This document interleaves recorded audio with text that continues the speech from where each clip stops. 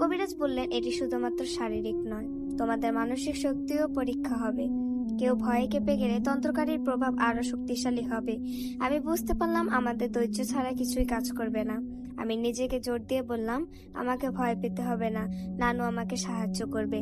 কবিরাজের নির্দেশে আমরা একটি বিশেষ অক্ষত চক্রে দাঁড়িয়ে মন্ত্রসহ কিছু সামগ্রী নিয়ে লাশের শক্তি খুঁজতে লাগলাম।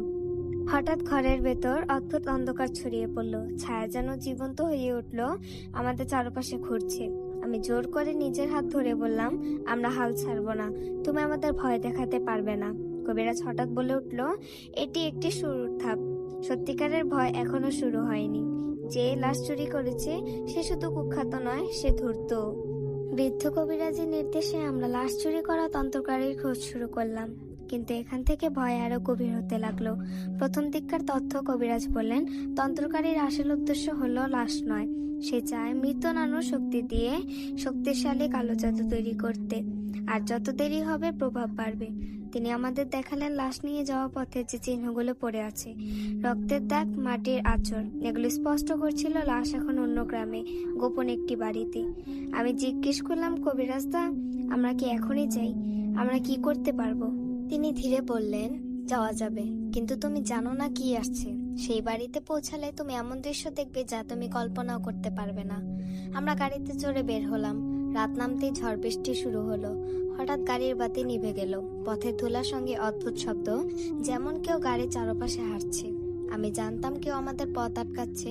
আমি হাত বাড়িয়ে বললাম, হাফসা, সাহস ধর, ভয় পাবে না। মনে হচ্ছিল শব্দগুলো আমার দিকে ধেয়ে আসছে, কিন্তু আমরা থেমে থাকিনি।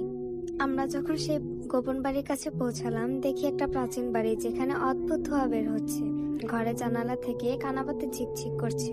কবিরাজ আমাদের বললেন, এখানে লাশ আছে, কিন্তু ওরা তেমন করে লুকিয়েছে, কেউ সহজে যেতে পারবে না, সাবধান। হঠাৎ আকাশে বাজ পড়ল, গাছের ডালগুলো যেন ছিঁড়ে পড়ে। আমি জানতাম এই মুহূর্তে আমরা জীবনের সবচেয়ে বড় বিপজ্জনক স্থানে রয়েছি। আমরা ধীরে ধীরে বাড়ির দিকে এগোলাম। হঠাৎ ঘরের ভেতর থেকে এক কণ্ঠ শোনা গেল, তুমি আমার কাছ থেকে দূরে থাকো হাফসা। আমার রক্ত জমে গেল। কিভাবে সে জানলো আমার নাম? আমি আব্বার হাত শক্ত করে ধরলাম। মনে হচ্ছিল আমরা এমন এক জাদুর মুখোমুখি যা শুধুমাত্র ভয় ছড়িয়ে দেয়। কবিরাজ আমাদের ঠেসে দিয়ে বললেন, এবার তোমাদের সাহসী পরীক্ষা হবে। কেউ ভয় পিছু হটে, সে কখনো ফিরে আসবে না। আমি নিজেকে বললাম, নানু, আমাকে সাহায্য করো, আমি ভয় পাবো না। আমাদের সামনে এখন শুধু অন্ধকার, ঝড় আর ধূর্ত তন্ত্রকারী লুকানো কক্ষ।